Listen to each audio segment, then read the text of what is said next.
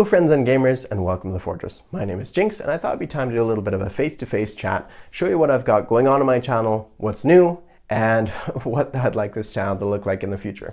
So, what am I working on? Well, I'm working on several different things. One of them is something I'm calling the JX36 Overhaul, a system of house rules for Global War 1936, version 2. So it's out of date because it's version 2, but I wanted to put it up there on the YouTube for posterity, kind of to inspire other people as well. If they're making their own house rules, to be like, ah, that's a good idea, that makes sense, and that's interesting, and then make their own board game of it, or expansion, or whatever it may be, house rule.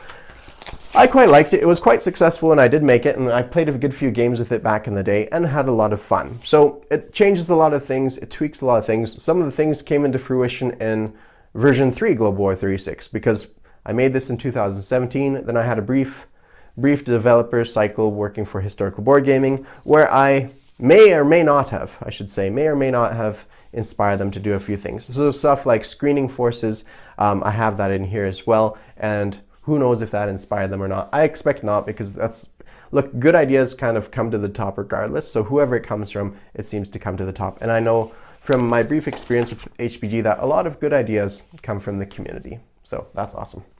Next series I need to start working on is the Prestige Awards for the Spring Offensive, which is not too far off. So the Prestige Awards are, well, back in the day, Panzer King was sharing with me some of his pictures of trophies and stuff for the Spring Offensive, but I got really excited when I saw his most valued player medals that he had. I was like, oh, we should make something out of this. What if you had, people would show up like 3 years down the track, and you could see kind of on their chest an array of experiences that they've had from different Spring Offensive, and be like, oh, you played the British like twice. That's really cool, so you must be a tough player. And that we see that you won. That's really cool. And then they see that, and then from that they kind of, you build your repertoire out there, your campaigns on there. So we came up with something we call the Prestige Award System, although I think campaign medal system might be better. It's tough to say. So I designed this for 2020. So Panzer King and we put our heads together, and he kind of took care of more of the hardware aspect of it. Like, we chose the medals themselves, we kind of chose between the two of us, and then he put his creative flourishes on it, and he took care of the hardware, and I took care of more of the software, like the design of how you'd get bronze stars and that kind of thing, what the oak leaf represents, and a few other symbols that we'd put on there. And we kind of made sure we were on the same page behind it, and we went ahead. And so I've made already for 2020 the Prestige Award system on there, and I actually had them up on my channel for a while. But in the light of new experiences that I've had, especially with like Operation Winter Solace, is I realized I need to tweak and improve things a little bit. And so that's what I need to tackle next, is some actual hard work on this. I've also recently, so that's what I need to do in regards to the Prestige Award system. I also tweaked up the Canadian expansion, fixed it up. One of the members of the community reached out to Doug from Historical Board Gaming, who reached out to me and said, I hear you are interested in tweaking the Canada expansion, and so he allowed me to do that very graciously, and I really appreciate that. So I fixed up the Canadian expansion, made it more workable, and I think it's going to work out okay. And it's now back on the Historical Board Gaming forums in its new form, so that looks quite nice. So that's what I've got going on there. There's a few other things I want to do. I'm also working on, I also want to make another video, which is this, which basically breaks down, it should be a short video, and by short, half an hour.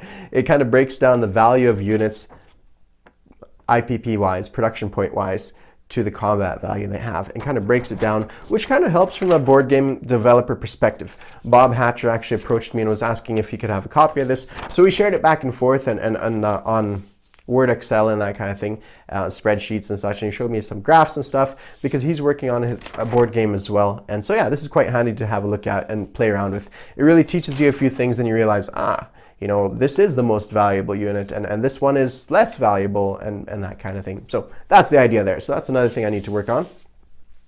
Now, what else? I'm also working on a series on YouTube called Napoleon in Europe. Now, I have a lot of difficulty with my audio and video quality when I record stuff. Most common one is for every minute of footage, I have like 5 to 10 second audio gap, and I can't figure out what that bug is.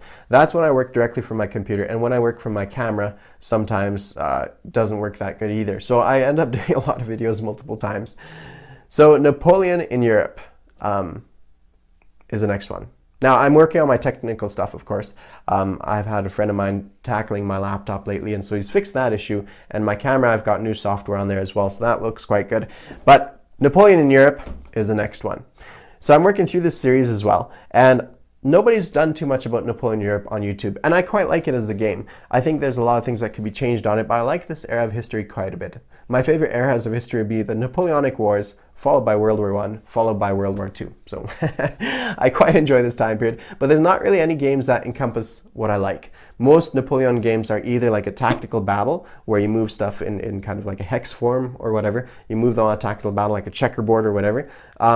Or they do like a more grand strategy where you just have your regions, but it's like chit based. And so this one has figurines on a grand strategy. It also involves like politics and alliances and economics and such. So I quite like this, and that's why I want to do a series on it. It's an enjoyable game.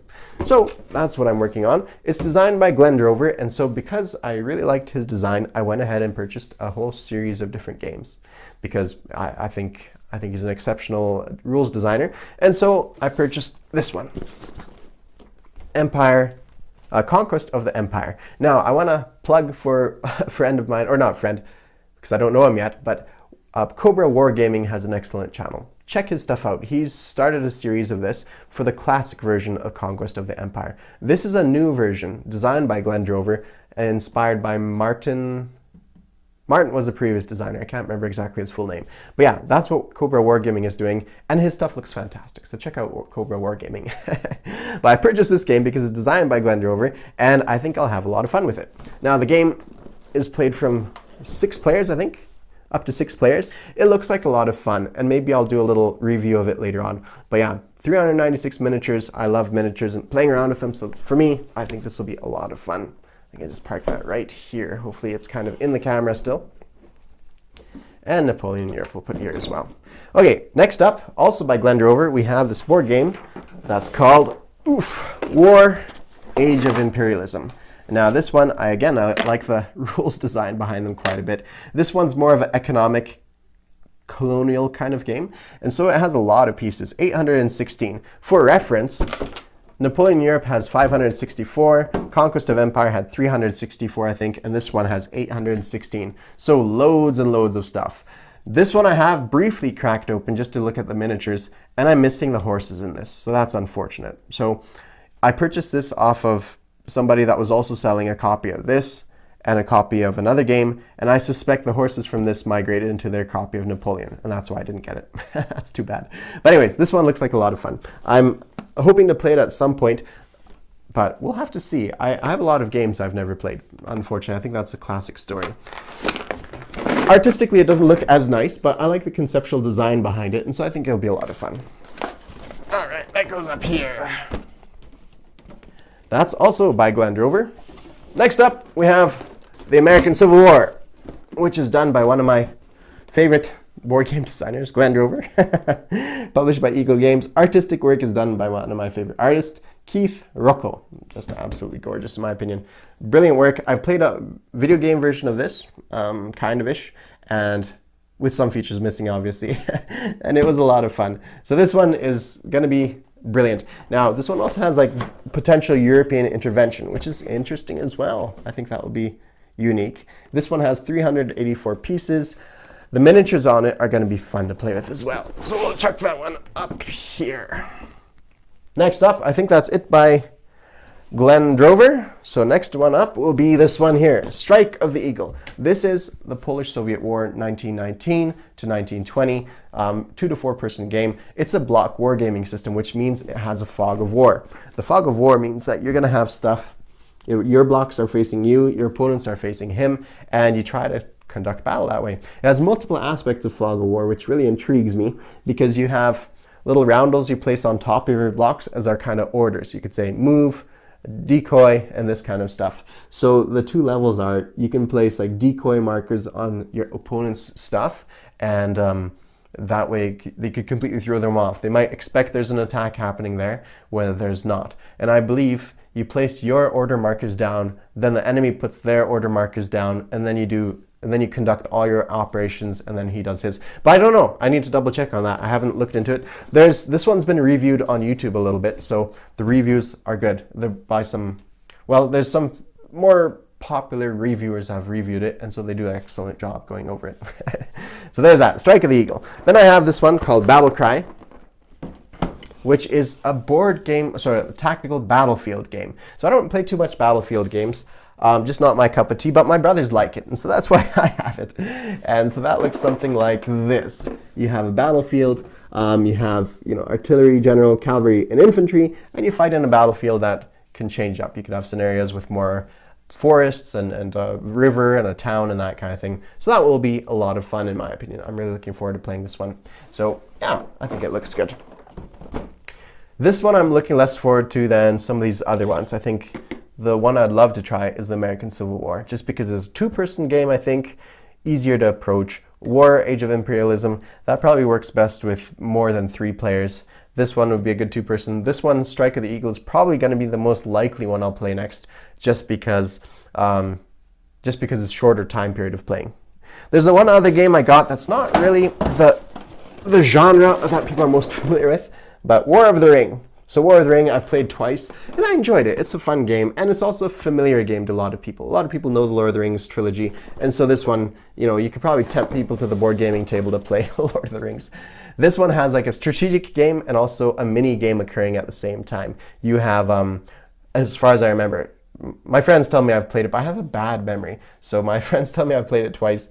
Yeah. Anyways, so there's like a mini game happening where you bring the ring to Mordor, to Mount Doom, and the ring weights are trying to catch you. But there's also like a strategic battle happening at the same time between the forces of good and evil.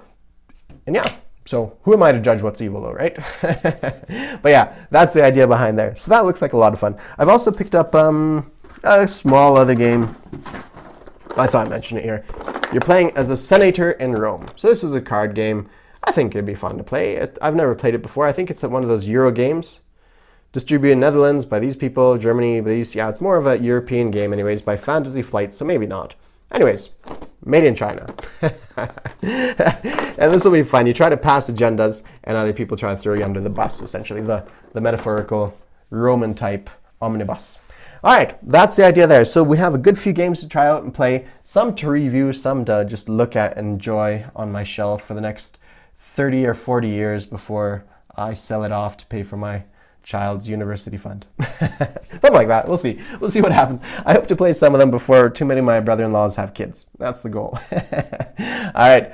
Okay. Thank you all for watching. Thank you all for sharing my excitement in playing these games. And let me know in the comments what you'd like me to play or review after I do Napoleon Europe. I already have too many projects on the go, but at some point, let me know what you'd like to see, because I would like to play these, but most likely I'll only be able to review them. So once I'm done Napoleon Europe, once I'm done making this series as well with the JX36 overhaul, and once I'm done with this campaign medal award system, then I'd like to tackle one of these ones as well. I can only have one board game on my table, so if it's Global War 36 or if it's Napoleon Europe, only one game at the table at a time. Again, one of the other things I need to do, I suppose, or want to do at some point, is go over strategies for Global War 36.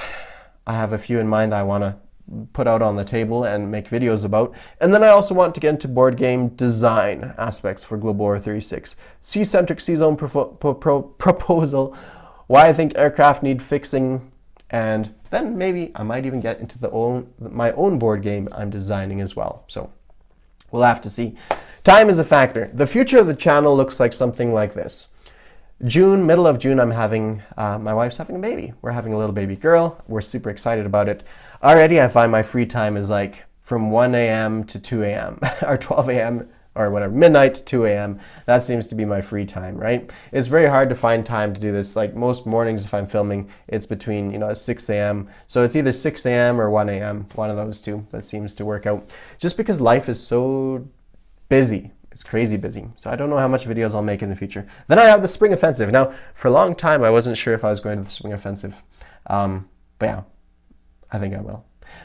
There's reasons I wouldn't go, personal reasons, besides the baby stuff.